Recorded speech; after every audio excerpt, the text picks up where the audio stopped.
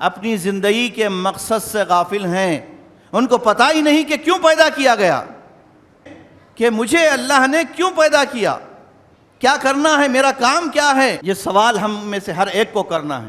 افحسبتم انما خلقناکم عبثا وانکم الینا لا ترجعون۔ رب العالمین نے کہا کیا تم نے سمجھ لیا ہے کہ تم کو ہم نے یوں ہی بیکار پیدا کیا ہے، بے مقصد پیدا کیا ہے، اور کیا تم نے یہ بھی سمجھ لیا ہے کہ ہماری طرف لوٹ کر تم کو آنا نہیں ہے؟ اللہ کے نظام اور سسٹم کو بدل دیا ہے۔ جعلنا النہار معاشا، رب فرماتا ہے کہ ہم نے دن کو اکنامک معیشت، روزی روٹی کمانے کا ذریعہ بنایا، اور ہماری قوم کیا ہے، دن میں سوتی ہے اور رات میں 3 بجے تک جاگتی ہے۔ تو اللہ تعالیٰ فرماتا ہے جعل لیلا لباسا، ہم نے رات کو سونے کے لیے لباس بنایا، اور تم جو ہے جاگ رہے ہو اللہ کے حکم کے خلاف۔ اسلام صرف نمازیں ادا کرنے کا نام نہیں ہے، اسلام صرف رمضان میں روزے رکھنے کا نام نہیں ہے، اسلام کچھ فرائض کی ادائیگی کر لینے کا نام نہیں ہے۔ اسلام تو اللہ تعالیٰ کا نازل کردہ ایک دین ہے، ایک دین ہے، اور دین میں وہ تمام چیزیں شامل ہیں جس کی اللہ کے نبی صلی اللہ علیہ وسلم نے جس کی تعبیر تشریح فرمائی۔ ان الحمد للہ نحمدہ ونستعینہ ونستغفرہ ونعوذ باللہ من شرور انفسنا ومن سیئات اعمالنا من یہدہ اللہ فلا مضل لہ ومن یضللہ فلا ہادی لہ واشہد ان لا الہ الا اللہ وحدہ لا شریک لہ واشہد ان محمدا عبدہ ورسولہ ارسلہ بالحق بشیرا ونذیرا وداعیا الی اللہ باذنہ سراجا منیرا۔ اما بعد فإن خير الحديث كتاب الله وخير الهدي هدي محمد صلى الله عليه وسلم وشر الأمور محدثاتها وكل محدثة بدعة وكل بدعة ضلالة وكل ضلالة في النار۔ أعوذ بالله من الشيطان الرجيم، بسم الله الرحمن الرحيم۔ يا أيها الذين آمنوا اتقوا الله حق تقاته ولا تموتن إلا وأنتم مسلمون۔ يا أيها الناس اتقوا ربكم الذي خلقكم من نفس واحدة وخلق منها زوجها وبث منهما رجالا كثيرا ونساء واتقوا الله الذي تساءلون به والأرحام إن الله كان عليكم رقيبا۔ يا أيها الذين آمنوا اتقوا الله وقولوا قولا سديدا يصلح لكم أعمالكم ويغفر لكم ذنوبكم ومن يطع الله ورسوله فقد فاز فوزا عظيما۔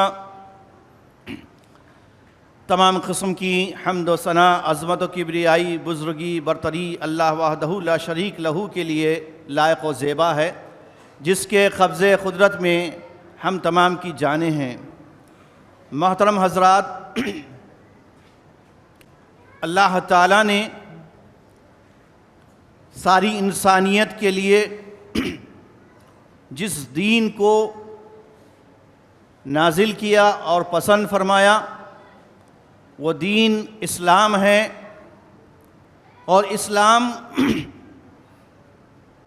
حضرت آدم علیہ السلام سے لے کر آخری نبی خاتم المرسلین محمد مصطفیٰ صلی اللہ تعالی علیہ وسلم تک جتنے انبیاء اکرام تشریف لائے ان تمام کا دین بھی اسلام ہی رہا ہے۔ اور اسلام دین فطرت ہے۔ ہر انسان کی فطرت میں، ہر انسان کی خلقت میں اللہ تعالیٰ نے اس دین کو رکھا ہے۔ چاہے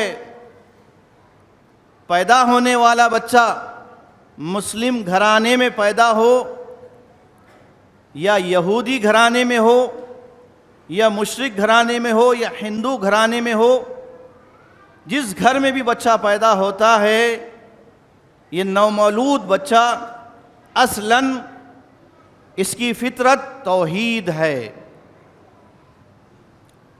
اس کا ثبوت قرآن و حدیث سے ہمیں بے شمار آیات میں ملتا ہے۔ جیسے اللہ تعالیٰ نے فرمایا فطرت اللہ التی فطر الناس علیہا، اللہ تعالیٰ کی یہ فطرت اور اس کا یہ قانون ہے، اس کی یہ قدرت ہے کہ تمام انسانوں کو اس نے فطرت پر پیدا کیا ہے، تمام انسانوں کو اس نے فطرت پر پیدا کیا ہے۔ کیا مطلب ہے فطرت پر اللہ نے پیدا کیا ہے؟ آئیے اس کو ہم ایک حدیث سے سمجھتے ہیں۔ اللہ کے نبی صلی اللہ علیہ وسلم فرماتے ہیں کل مولود یولد علی الفطرہ، ہر بچہ پیدا ہوتا ہے فطرت پر، فَأَبَوَاهُ يُحَوِّدَانِهِ أَوْ يُنَصِّرَانِهِ أَوْ يُمَجِّسَانِهِ، اس بچے کے ماں باپ اگر یہودی ہوتے ہیں تو بچے کو یہودی بنا دیتے ہیں، اگر مجوسی عیسائی ہوتے ہیں تو اسے عیسائی بنا دیتے ہیں، اور اگر اس کے ماں باپ آتش پرست مجوسی ہوتے ہیں تو مجوسی بنا دیتے ہیں۔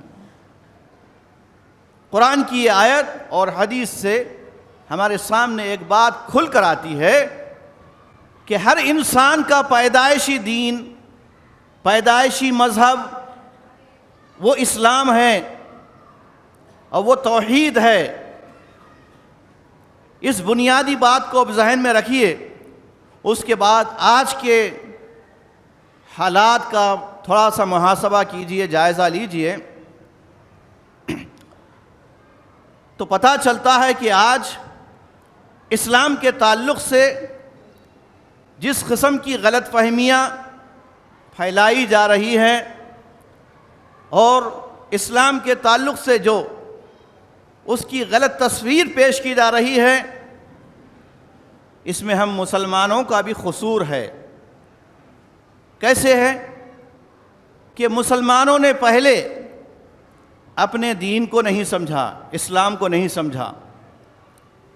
جب وہ اسلام کو صحیح طور پر سمجھ نہیں پائے کہ اسلام ہے کیا چیز، اسلام کسے کہتے ہیں، تو پھر وہ اس پر عمل پیرا نہیں ہوں گے، اس کی دعوت نہیں دیں گے، یا جس انداز سے دینا ہے نہیں دیں گے۔ اب اسلام کے جتنے دشمن ہیں ان کو بھی یہ موقع ملتا ہے کہ وہ مسلمانوں کے حالات کو دیکھ کر یا مسلمانوں کے اسلام کو دیکھ کر انہوں نے اسلام کو سمجھا ہے۔ یہاں پر تھوڑا سا ہمارے سے غلطی یہ ہوئی ہے کہ ہم نے اپنے بڑوں سے یا بچوں نے اپنے بڑوں سے آنکھ کھولنے کے بعد جس دین کو دیکھا ہے وہ ایک رسمی اسلام ہے، ایک سماجی اسلام ہے، یا ایک روایتی اسلام ہے۔ وہ اسلام نہیں ہے آج جس اسلام کو اللہ کے رسول صلی اللہ علیہ وسلم پر مکمل کیا گیا تھا۔ الیوم اکملت لکم دینکم واتممت علیکم نعمتی ورضیت لکم الاسلام دینا۔ اور اللہ تعالیٰ نے اللہ کے نبی صلی اللہ علیہ وسلم پر یہ بات بالکل واضح طور پر کہہ دی ہے کہ آج کے دن ہم نے تم پر اسلام کو، دین کو مکمل کر دیا ہے، اور تم سے ہم اسی اسلام سے راضی ہو چکے ہیں۔ ایک اور آیت میں اللہ نے فرمایا ان الدین عند اللہ الاسلام، اللہ تعالیٰ کے نزدیک دین تو صرف اسلام ہے۔ تو اب دیکھیے ان آیات میں جگہ جگہ ہم کو اسلام کا معنی بتایا جا رہا ہے۔ تو اسلام ہے کیا؟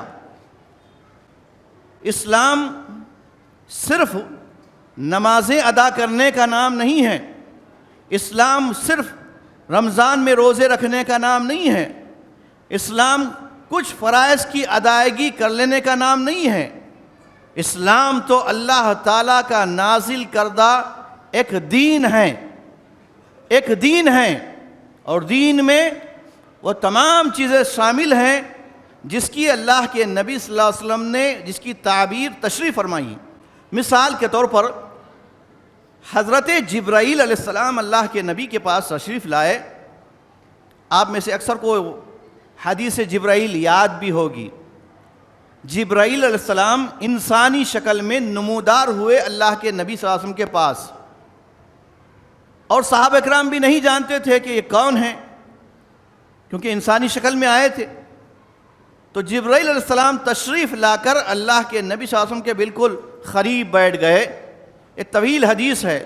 اس حدیث میں جبرائیل جو انسانی شکل میں تھے اس وقت اللہ کے نبی صلی اللہ علیہ وسلم سے پہلا سوال یہی کرتے ہیں، اخبرنی عن الاسلام، اے اللہ کے نبی صلی اللہ علیہ وسلم آپ مجھے اسلام کے بارے میں بتائیے، اسلام کی خبر دیجئے۔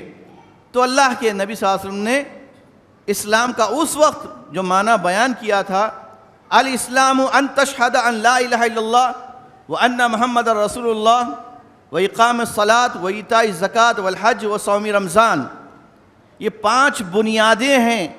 ان 5 بنیادوں کو قبول کرنے، اس کا اقرار کرنے، اس کو ماننے کا نام اسلام ہے۔ پھر ایک سوال کیا جبرائیل نے، اخبرنی عن الایمان، آپ مجھے ایمان کے بارے میں بتائیے۔ تو اللہ کے نبی صلی اللہ علیہ وسلم نے ایمان کے بارے میں بتایا، ایمان یہ ہے کہ تم اللہ پر یقین جانو، اللہ پر ایمان لاؤ، ان تؤمن باللہ وملائکتہ وکتبہ ورسلہ والیوم الآخر والقدر خیرہ وشرہ والبعث بعد الموت۔ تو اس میں 6 باتیں بتائی گئی ہے ایمان میں، اور اسلام میں 5 باتیں۔ تو اسلام کیا ہے، ایمان کیا ہے، یہ بھی سمجھنا ہے۔ تو سب سے بڑا مسلمانوں کا یعنی قصور یہ رہا ہے کہ مسلمانوں کی اکثریت نے صحیح اسلام کو جاننے کی کوشش نہیں کی، جس کا ہم نتیجہ دیکھ رہے ہیں کہ کئی مسلمانوں کے نزدیک جعلی اسلام ہے، ڈپلیکیٹ اسلام ہے، روایتی اسلام ہے۔ تو آپ یاد رکھیے، جو انسانوں کا اپنے خیالات یا ان کے افکار و نظریات یا ان کے رسومات جس دین میں داخل ہو جائیں وہ دین باقی نہیں رہتا۔ قوم بنی اسرائیل کی تباہی اور بربادی کا راز یہی ہے کہ انہوں نے اپنی طرف سے اللہ کے نازل کردہ دین اور شریعت کے اندر بہت ساری چیزیں داخل کر لی تھی، حتیٰ کہ انہوں نے اپنے علماء کو، اپنے رہبان کو رب بنا لیا تھا۔ اتخذوا احبارهم ورهبانهم اربابا من دون اللہ، یہ اس قوم کی صورتحال ہوئی تھی۔ اتنا ہی نہیں بلکہ اللہ کی نازل کردہ جو کتابیں تھیں، تورات، زبور، انجیل، ان کتابوں میں بھی تبدیل کر دیا تھا۔ تو وہ قوم کو اللہ تعالیٰ نے مختلف قسم کے عذابیں، مختلف قسم کی ہلاکتیں، مصیبتیں ان پر ڈال کر ان کو نیست و نابود کر دیا، تباہ اور برباد کر دیا۔ اس کے بعد اللہ تعالیٰ قوم بنی اسرائیل کے بعد جس قوم کو، جس امت کو قیامت تک کے لیے پوری انسانیت کے رہبر بنا کر پوری انسانیت کو صحیح دین بتانے کے لیے ان کو خیر امت بنایا، اور وہ ہے مسلم امت، مسلمان قوم۔ اور اس مسلم امت سے اللہ تعالیٰ نے فرمایا کنتم خیر امت اخرجت للناس، تم بہترین امت ہو جو پوری انسانیت کے لیے تم کو پیدا کیا گیا ہے۔ صرف اس لیے نہیں کہ اپنی فکر کریں، اپنا سوچیں، بلکہ تم کو دوسروں کے لیے پیدا کیا گیا ہے۔ کام کیا کرنا ہے تمہارا؟ تأمرون بالمعروف وتنہون عن المنکر، یہ وہ بڑا فریضہ ہے، یہ وہ بڑی ڈیوٹی ہے جو اللہ تعالیٰ نے ہم مسلمانوں پر فرض کی ہے۔ اور یہ آج کے حالات میں سارے مسلمانوں پر یہ فرض ہے فرض عین ہیں، فرض عین ہیں۔ کیوں فرض عین ہیں؟ کیونکہ اس ملک کے جو حالات ہیں، جس تیزی کے ساتھ یکساں سول کوڈ کی طرف بڑھ رہے ہیں، اور جس تیزی کے ساتھ مذہب بیزاری اور ارتداد کے جو فتنے پھیل رہے ہیں، اور پھر نوجوان نسل تباہ اور برباد ہو رہی ہے، تو ایسے حالات میں مسلمانوں کی، باشعور مسلمانوں کی، عقل مند مسلمانوں کی، پڑھے لکھے مسلمانوں کی ذمہ داریاں مزید بڑھ جاتی ہے کہ ایک طرف تو وہ اپنے مسلمانوں کے عقائد، ان کے معاملات، ان کے اخلاق، ان کے عبادات کو درست کریں، اس کی اصلاح کریں، اور دوسری طرف اس ملک میں پائے جانے والے 80% 80% جو نان مسلم ہیں، ہمارے برادران وطن ہیں، ان تک اللہ کا دین، اللہ کا پیغام پہنچائیں۔ میں آپ تمام سے سوال کرتا ہوں، پہلے اپنے آپ سے، کہ واقعی میں اور آپ اس فریضے کو ادا کرنے کے لیے ہم کچھ فکر مند ہیں؟ کچھ ہمارے پاس منصوبہ ہے، کچھ پلاننگ ہے؟ نہیں ہے، یعنی امت کی اکثریت کی نہیں ہے، صرف چند لوگوں کی یہ فکر ہوگی، جس میں سے علماء بھی ہیں، دینی مدارس بھی ہیں، مساجد کی کمیٹیاں بھی ہیں، کچھ دینی تنظیمیں اور جماعتیں بھی ہیں، کچھ افراد بھی ہیں، لیکن اکثریت مسلمانوں کی کیا ہے؟ اپنی زندگی کے مقصد سے غافل ہیں، ان کو پتہ ہی نہیں کہ کیوں پیدا کیا گیا۔ آپ پوچھ کر دیکھیے، یہاں جتنے افراد موجود ہیں، خود اپنے آپ سے پوچھیں کہ مجھے اللہ نے کیوں پیدا کیا، کیا کرنا ہے، میرا کام کیا ہے؟ یہ سوال ہم میں سے ہر ایک کو کرنا ہے۔ افحسبتم انما خلقناکم عبثا وانکم الینا لا ترجعون، رب العالمین نے کہا کیا تم نے سمجھ لیا ہے کہ تم کو ہم نے یوں ہی بیکار پیدا کیا ہے، بے مقصد پیدا کیا ہے؟ اور کیا تم نے یہ بھی سمجھ لیا ہے کہ ہماری طرف لوٹ کر تم کو آنا نہیں ہے؟ کیسے لمحے فکر دے رہا ہے اللہ تعالیٰ۔ لیکن امت کا حال کیا ہے؟ قرآن سے آج کوسوں دور ہے مسلمان، بہت دور ہے۔ آپ بولیں گے ہم تو بچوں کو پڑھا رہے ہیں، مدرسوں میں تعلیم ہو رہی ہے، مسجدوں میں تعلیم ہو رہی ہے۔ نہیں ہو رہی ہے تعلیم، صرف خانہ پوری ہو رہی ہے۔ قرآن کو سمجھنے کا کوئی اصول ضابطہ نہیں ہے۔ آپ دیکھیے، اور رمضان میں دیکھیے آپ کیا حال ہوتا ہے، صرف نماز پڑھانے والا حافظ قرآن، اس کو فکر ہوتی ہے جلدی قرآن کیسے ختم کریں، تو تیز رفتاری سے قرآن پڑھاتا ہے۔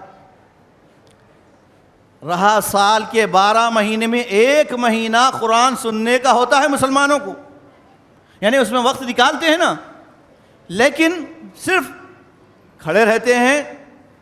امام کیا پڑھ رہا ہے، بہت سارے اماموں کو اگر وہ عالم نہیں ہوتے ہیں، صرف حافظ قرآن ہوتے ہیں، تو ان کو پتہ ہی نہیں ہوتا کیا پڑھ رہا ہے وہ۔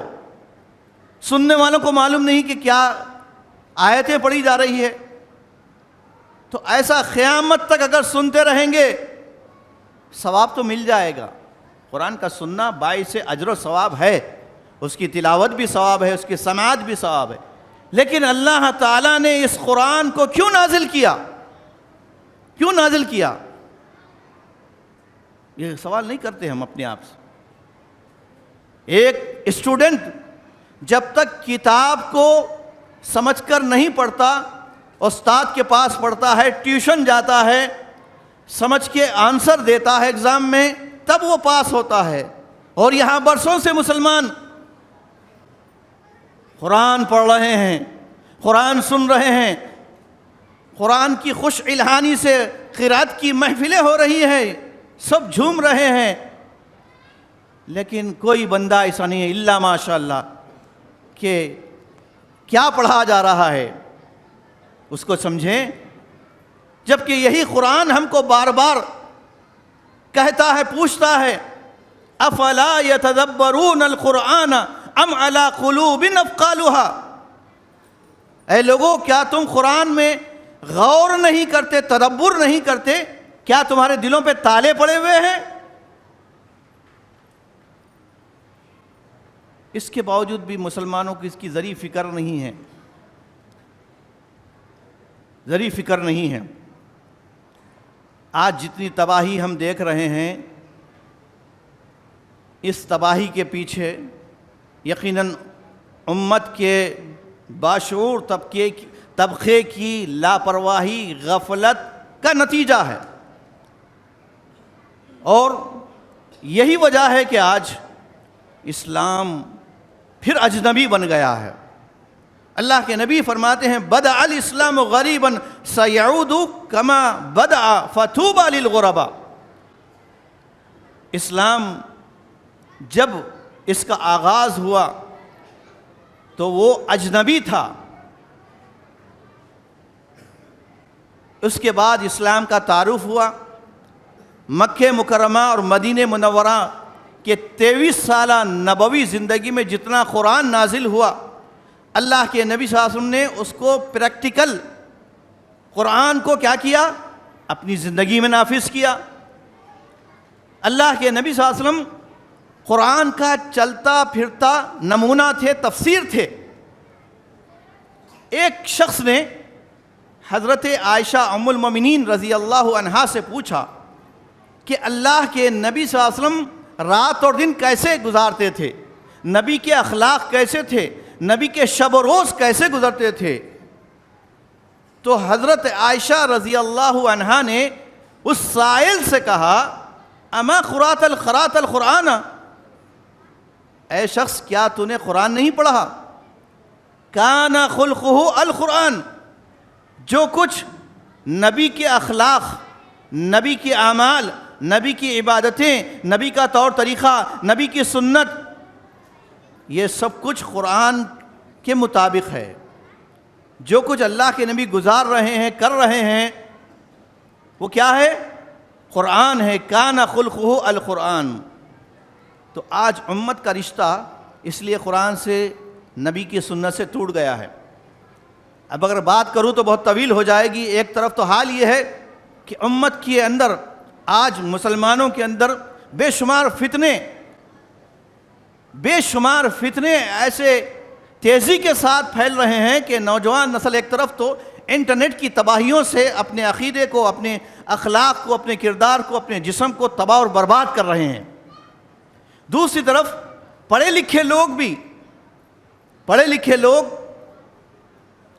صرف انٹرنیٹ کو اپنا امام بناتے ہوئے، گوگل پر سرچ کرتے ہوئے علماء حق سے دور ہو کر تحقیق میں لگے ہوئے ہیں۔ اور ان کی تحقیق دیکھیے آپ، تحقیق ایسا کرتے ہیں کہ جو حدیث قرآن سے ٹکراتی ہے ہم اس کو نہیں مانتے۔ سمجھے آپ؟ یہ گمراہی کا ایک راستہ، یہ منکرین حدیث کا ایک طبقہ، اور کہیں جو ہے امت کی اکثریت کا حال یہ ہے کہ قرآن کی من مانی تعویلیں، تفسیریں کرتے ہیں۔ اس لیے ان کے پاس رسومات، خرافات سب کچھ ہیں، لیکن بھرم کیا ہے؟ ہم قرآن حدیث کے مطابق چلتے ہیں، یہ بھرم ہے ان کو، کیونکہ انہوں نے ایسے ہی سمجھا ہے۔ ہر بدعت کو، ہر رسم و رواج کو قرآن سے دلیل دے کر پیش کرتے ہیں۔ حتیٰ کہ جو اہل تصوف ہیں، اپنے آپ کو صوفی سلسلے سے وابستہ کرتے ہیں، وہ تو صحیح بخاری کی اس حدیث کو، جس میں اللہ کے نبی صلی اللہ علیہ وسلم نے فرمایا، ایک حدیث قدسی ہے صحیح بخاری کی، طویل حدیث ہے، جس میں اللہ تعالیٰ فرماتا ہے، نبی صلی اللہ علیہ وسلم نے فرمایا کہ اللہ تعالیٰ فرماتا ہے کہ اے میرے بندو، تم سب کے سب گمراہ تھے مگر وہی شخص جس کو میں نے ہدایت دی۔ اس حدیث کا آخری حصہ ہے کہ جب بندہ جو ہے اللہ کو یاد کرتا ہے، اللہ کا ذکر کرتا ہے، تو اللہ تعالیٰ فرماتا ہے کہ وہ جس ہاتھ سے وہ پکڑتا ہے میں اس کا ہاتھ بنتا ہوں، جن قدموں سے وہ چلتا ہے میں اس کے قدم بن جاتا ہوں،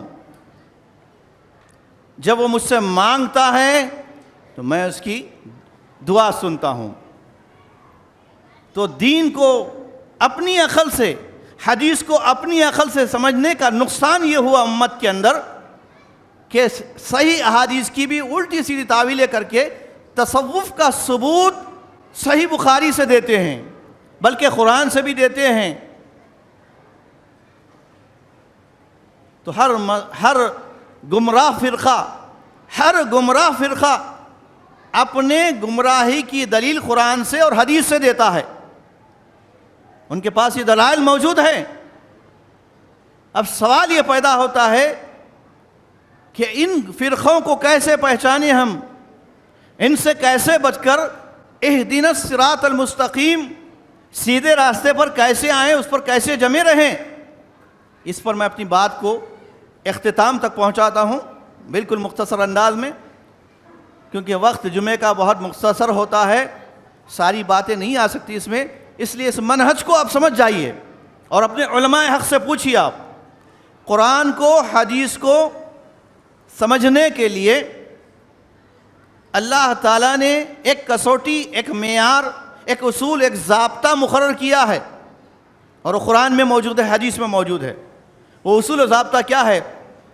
اعوذ باللہ من الشیطان الرجیم، فَإِنْ آمَنُوا بِمِثْلِ مَا آمَنْتُمْ بِهِ فَقَدِ اهْتَدَوْا، اگر لوگ ویسے ہی ایمان لائیں، دنیا کے سارے انسان ایسا ہی ایمان لائیں، ایسا ہی عقیدہ اختیار کریں جیسا عقیدہ اے صحابہ تمہارا ہے، تو سارے لوگ ہدایت پائیں گے۔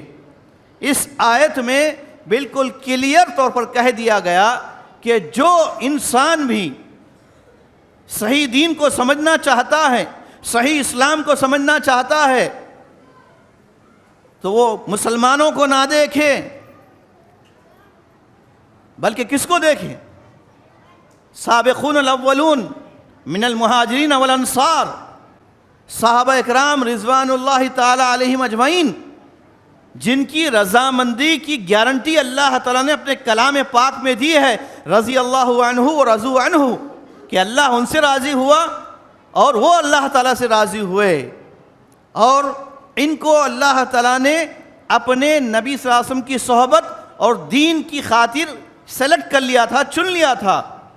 اب قیامت تک سارے انسانوں کے لیے اصول و ضابطہ یہی ہے کہ قرآن اور حدیث کو صحابہ کرام کے منہج اور عقیدے کے مطابق سمجھیں تو گمراہی سے بچ سکتے ہیں۔ ایک ہی راستہ ہے یہ، اور کوئی فارمولہ نہیں ہے۔ اس کو کیا کہا جاتا ہے؟ منہج سلف کہا جاتا ہے۔ صحابہ کرام کا منہج جب ہم اختیار کریں گے تو انشاءاللہ گمراہیوں سے بچ جائیں گے انشاءاللہ۔ محترم حاضرین، آج ہم مسلمان یقیناً ہر طرح کی مسائل سے دوچار ہیں، ملکی مسائل ہیں، سماجی مسائل ہیں، معاشی مسائل ہیں، تعلیمی مسائل ہیں۔ اتنے گمبھیر حالات سے آج امت گزر رہی ہے۔ ان حالات میں امت کیا کرے؟ آخر مسلمان کیا کرے؟ تو مسلمانوں کے لیے سب سے پہلا فارمولہ یہی ہے کہ مسلمان وَاعْتَصِمُوا بِحَبْلِ اللَّهِ جَمِيعًا وَلَا تَفَرَّقُوا، اطیعوا اللہ وَاطیعوا الرسول وَلَا تُبْطِلُوا اعمالکم۔ ان اصول پر آ جائیں، سب مل کر اللہ کی رسی، قرآن کو، اللہ کے نازل کردہ دین کو تھام لیں، کیونکہ اللہ تعالیٰ نے فرمایا اتبعوا ما انزل الیکم من ربکم ولا تتبعوا من دونہ اولیاء، کہ اے انسانوں تم اسی چیز کی اتباع اور پیروی کرو جو ہم نے نازل کیا ہے۔ آسمان سے جو نازل ہو کر آیا ہے وہ بالکل پاکیزہ دین ہے، اور قرآن کے ساتھ حدیث بھی محفوظ ہے۔ جس طرح قرآن نازل ہوتا تھا اسی طرح احادیث بھی نازل ہوتی تھی۔ ہم کیا سمجھتے ہیں اللہ تعالیٰ نے صرف قرآن نازل کیا ہے؟ اللہ تعالیٰ نے وحی نازل کی ہے۔ اب آپ دیکھیے وحی کسے کہتے ہیں؟ حضرت جبرائیل علیہ السلام جو اللہ کے حکم سے اللہ کا منشا، اس کا حکم لے کر آتے ہیں، اس کو الوحی کہا جاتا ہے، وحی کہا جاتا ہے۔ اور وحی کی دو صورتیں ہوا کرتی تھی، دو شکلیں ہوا کرتی تھی۔ ایک وحی جو نازل ہوتی تھی وہ قرآن کی شکل میں، جس کو محدثین وحی متلو کہتے ہیں، وحی متلو، جس کی ہم نمازوں میں عام دنوں میں تلاوت کرتے ہیں، جس کی تلاوت کی جاتی ہے، جس کی قرأت ہوتی ہے، اس کو وحی متلو کہتے ہیں۔ اور وحی کی دوسری قسم وحی غیر متلو، یعنی جس کی تلاوت نہیں ہوتی، وہ ہے احادیث صحیحہ، اللہ کے نبی صلی اللہ علیہ وسلم کا طریقہ، نبی کی سنت، نبی کی حدیث۔ یہ دونوں شکلوں کو وحی کہا گیا ہے۔ اس کی پیروی کرنے کا اللہ تعالیٰ نے ہم کو حکم دیا۔ تو الغرض اللہ تبارک و تعالیٰ نے ہمارے لیے جو دین نازل کیا ہے، اس دین کے جو تقاضے ہیں، ان تقاضوں پر ہم مکمل طور پر اتریں اور اپنی زندگی کو جو آج بد نظمی کا شکار ہیں، اس کا اصول اور ضابطہ بنائیں۔ اٹھنے بیٹھنے چلنے پھرنے کے، رات دن کے، آج ہماری زندگیاں ایک بے ترتیبی سے گزر رہی ہے۔ حال تو یہ ہے کہ ہم نے اللہ کے دین کو بدل دیا ہے، اللہ کے نظام اور سسٹم کو بدل دیا ہے۔ کیسے بدلا ہے؟ عملی طور پر بدلا ہے۔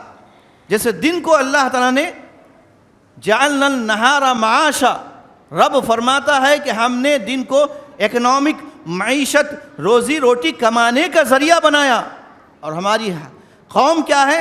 دن میں سوتی ہے اور رات میں 3 بجے تک جاگتی ہے۔ تو اللہ تعالیٰ فرماتا ہے جعلنا اللیل لباسا، ہم نے رات کو سونے کے لیے لباس بنایا، اور تم جو ہے جاگ رہے ہو۔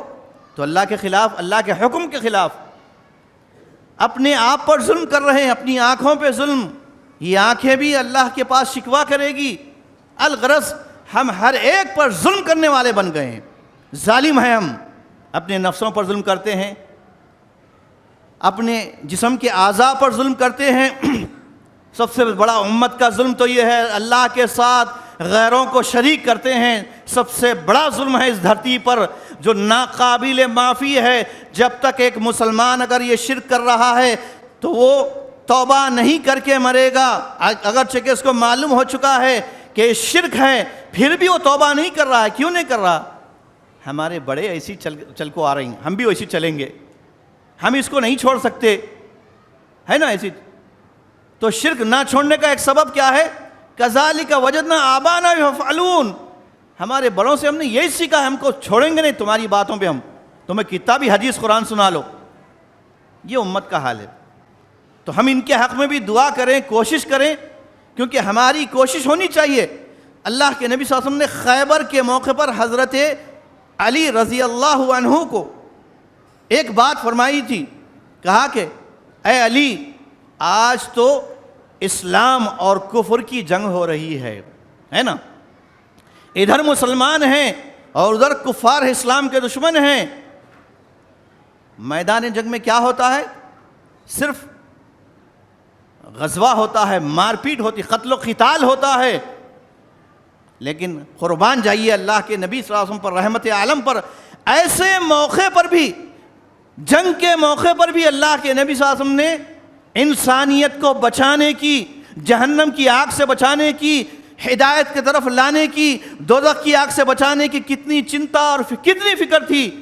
آپ نے اس جنگ کا جھنڈا حضرت علی کے ہاتھ میں تھمایا اور کہا یا علی لِأَن يَهْدِيَكَ اللَّهُ بِكَ رَجُلًا وَاحِدًا خَيْرٌ لَكَ مِنْ حُمُرِ النَّعَمِ، اے علی سن لو، اگر اس موقع پر بھی تمہارے ذریعے سے ایک آدمی بھی ہدایت پر آتا ہے، شرک چھوڑ کر، بت پرستی چھوڑ کر توحید اختیار کرتا ہے، تو تمہارے لیے سرخ اونٹوں سے کہیں زیادہ افضل اور بہتر ہے یہ کام۔ اور آج اسلام کو دہشت گردی کا دین کہتے ہیں، ہو سکتا ہے یہ دہشت گردی پھیلاتے ہیں اور کہتے ہیں کہ اسلام دہشت گرد ہے۔ یہ اسلام دشمنوں کی ہمیشہ سازش رہی ہے، تو ہم ان کی سازشوں کو بھی سمجھیں۔ ہم امن شانتی کے علمبردار ہیں، ہمارا دین دین رحمت ہے اور ہم سب امن کے داعی ہیں۔ اسلام اس بات کی اجازت نہیں دیتا کہ ہم جو ہے اپنے پڑوسی کی فکر نہ کریں۔ اللہ کے نبی نے کیا فرمایا؟ 3 مرتبہ آپ نے قسم کھا کر فرمائی، واللہ لا یؤمن، واللہ لا یؤمن، واللہ لا یؤمن۔ صحابہ نے پوچھا تعجب سے، کون مومن نہیں ہے اللہ کے نبی؟ کون مسلمان نہیں ہے؟ آپ صلی اللہ علیہ وسلم نے فرمایا، جس کا پڑوسی اس کی شرارتوں سے، اس کی جو ہے تکلیفوں سے، اس کے ظلم و زیادتیوں سے محفوظ نہ رہے۔ اب ہم دیکھ لیں کہ ہمارا پڑوسی، ہمارے گھر والے، ہمارے اہل و عیال، ہمارے دوست و احباب ہم سے کتنے شانت ہیں، کتنے سکون میں ہیں یا کتنے تکلیف میں ہیں۔ اللہ کے نبی تو یہاں تک فرماتے ہیں کہ پڑوسیوں کا حق ہے، للجاری حقن۔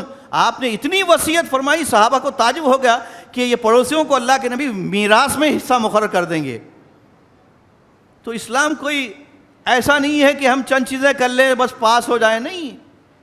اسلام یہ شہادت گاہ الفت میں قدم رکھنا ہے۔ لوگ آسان سمجھتے ہیں مسلمان ہونا۔ ایک بدکار عورت ایک پیاسے کتے کو پانی پلاتی ہے تو اللہ تعالیٰ اس پر رحم کر کے اس کی مغفرت کر دیتا ہے، اور وہیں ایک نیک متقی پرہیزگار عورت ایک بلی کو، پیاسی بلی کو باندھ کر رکھ دیتی ہے تو اللہ تعالیٰ اس عورت کو دوزخ کے حوالے کر دیتا ہے۔ ان احادیث سے ہم غور کریں کہ اسلام کے اندر کتنی باریکیاں بتائی گئی ہیں، کتنی اہمیت انسانوں کی، جانوروں کی، کتنے حقوق کی اہمیت بتائی گئی ہے۔ اس پر عمل کرنا ہے ہم کو۔ باتیں تو الحمدللہ ہم میں سے ہر ایک جانتا ہے، ہر ایک کو معلوم ہے۔ آخری میری بات یہ ہوگی، من ذا الذی یقرض اللہ قرضا حسنا، کون ہے جو اللہ تعالیٰ کو قرض حسنا دے؟ یہ آیت سننے کے بعد ایک صحابی ابو دہدہ رضی اللہ تعالیٰ عنہ اللہ کے نبی کے پاس آئے۔ ایک ہی واقعہ سناؤں گا بس۔ یہ آئے اور کہنے لگے، اے اللہ کے نبی صلی اللہ علیہ وسلم، اللہ تعالیٰ نے ہم سے قرض مانگا ہے، میں یہ چاہتا ہوں کہ اپنا یہ باغ اللہ کی راہ میں قربان کر دوں۔ وہ باغ جس میں 600 کھجور کے درخت تھے اور اسی باغ میں ان کا گھر بھی تھا۔ اب آپ دیکھیے ایثار کا معاملہ، یہ صحابہ کرام کیسے تھے؟ دیکھیے آخرت کے متوالے، آخرت کی فکر میں وہ آج کی نہیں سوچتے تھے، آج کی نہیں سوچتے تھے، کیونکہ جو آج دیا ہے وہ بھی کل کا دینے والا بھی وہی ہے۔ اذا اصبحت فلا تنتظر المساء، نبی صلی اللہ علیہ وسلم نے فرمایا صبح ہو جائے تو شام کی فکر نہ کرو۔ ہم کو اللہ کا ذکر کرنا ہے، لیکن ہم کیا کر رہے ہیں؟ ذکر چھوڑ کے روٹی کی فکر میں لگے ہوئے ہیں۔ تم اللہ کا ذکر کرو، تمہاری روٹی کی فکر میں کروں گا، بولا اللہ تعالیٰ۔ مجھ پر فرض ہے تمہاری روزی روٹی، ہم الٹا کر رہے ہیں، اللہ کو بھول گئے، اللہ کا ذکر بھول گئے۔ ذکر بھول گئے تو مطلب کیا ہے؟ یعنی اسلام کے مطابق زندگی گزارنا ہم بھول گئے، اللہ کی یاد نہیں رہی۔ تو یہ صحابی کیا کیے؟ جیسے ہی اعلان سنا، یہ قرآن کی آیت نازل ہونے کے بعد سیدھا اپنے باغ گئے، باہر سے ہی اپنی بیوی کو اور بچے کو، اے ام دہدہ تو باہر آ جا، آج میں نے یہ باغ اللہ کی راہ میں قربان کر دیا ہے، کیونکہ یہ اب ہمارا نہیں ہے، یہ ہم نے اس کا سودا کر دیا ہے، اللہ کو دے دیا، اللہ کی راہ میں قربان کر دیا۔ اسی طرح ابو طلحہ رضی اللہ عنہ جب یہ آیت سنتے ہیں لن تنالوا البر حتی تنفقوا مما تحبون، کہ تم ہرگز جنت میں جا نہیں سکتے، نیکی کو پا نہیں سکتے، اپنی محبوب چیز کو اللہ کی راہ میں قربان نہ کرو۔ ہمارا آج مسلمانوں کا حال کیا ہے؟ دیکھیے نماز کو تو ہم قائم کرتے ہیں ایسے ویسے ہی، لیکن زکوٰۃ میں فیل ہیں۔ اقیموا الصلاۃ وآتوا الزکوٰۃ، اللہ نے فرمایا اللہ کا حق نماز کے ذریعے سے، وآتوا الزکوٰۃ، زکوٰۃ کا حق بندوں کا، زکوٰۃ جو ہے بندوں کا حق، اللہ کی راہ میں دینا، دین کے لیے خرچ کرنا، نشر و اشاعت میں دینا، غریبوں کی، مسکینوں، محتاجوں کی، فقراء کی کفالت کرنا۔ یہ آج مسلمان نہیں کرنے کی وجہ سے مالدار ایسا مالدار ہو رہا ہے کہ دولت کی انبار ہے اس کے پاس، اس کو پتہ نہیں کہ اس کی کتنی فیکٹریاں ہیں، کتنی دولت ہے۔ ابھی موت کا پروانہ آیا، انتقال ہو گیا، کوئی وصیت نہیں کیا، اب لڑائی جھگڑے چل رہے ہیں، اس کی کروڑہا کی پراپرٹی پر بچے، اولاد، پوترے پوتریاں سب لڑے۔ تو انسان صرف کمانے میں، جمانے میں، وَتُحِبُّونَ الْمَالَ حُبًّا جَمًّا، اسی میں رہا۔ اس مال کا کیا مصرف ہے؟ ہاتھ میں مال آ گیا، دولت آ گئی تو بس آزمائش آ گئی۔ اِنَّمَا أَمْوَالُكُمْ وَأَوْلَادُكُمْ فِتْنَةٌ۔ تو لہٰذا ہم اپنے مال کو اللہ کی راہ میں خرچ کر کے دنیا کی آفتوں سے بچیں، دوزخ کی آگ سے بچیں، اپنے گناہوں کی معافی تلافی کا سب سے ایک بہترین ذریعہ یہ بھی ہے کہ اللہ کی راہ میں قربان کریں اپنا مال۔ میں رب العالمین سے دعا کرتا ہوں کہ اللہ تبارک و تعالیٰ ہم نے جتنی باتیں آج قرآن و حدیث کے مطابق صحیح باتیں سنی ہیں، ان باتوں کو سننے، سمجھنے، عمل پیرا ہونے کی توفیق عطا فرمائے۔ ہماری خطاؤں کو، غلطیوں کو اللہ تعالیٰ درگزر فرما۔ ہم میں جو پریشان حال ہے ان کی پریشانی کو اللہ تعالیٰ دور فرما دے، جو قرضدار ہیں ان کے قرضوں کے بوجھوں کو ہلکا کر دے، جو تیری راہ سے بھٹکے ہوئے ہیں اے رب العالمین تو ان کو راہ راست پر لگا دے، جو تیرے نبی صلی اللہ علیہ وسلم کے طریقے سے روگردانی کیے ہوئے ہیں اللہ تعالیٰ ان کو سنت اور حدیث سمجھنے کی توفیق عطا فرما، اور ہم سب کو آخرت کی فکر کر کے اس کے لیے محنت کرنے کی توفیق عطا فرما، دوزخ کے عذاب سے بچا لے اور جنت کا ہم سب کو حقدار بنا دے۔ آمین وآخر دعوانا ان الحمدللہ رب العالمین۔ سبحان ربک رب العزت عما یصفون وسلام علی المرسلین والحمدللہ رب العالمین۔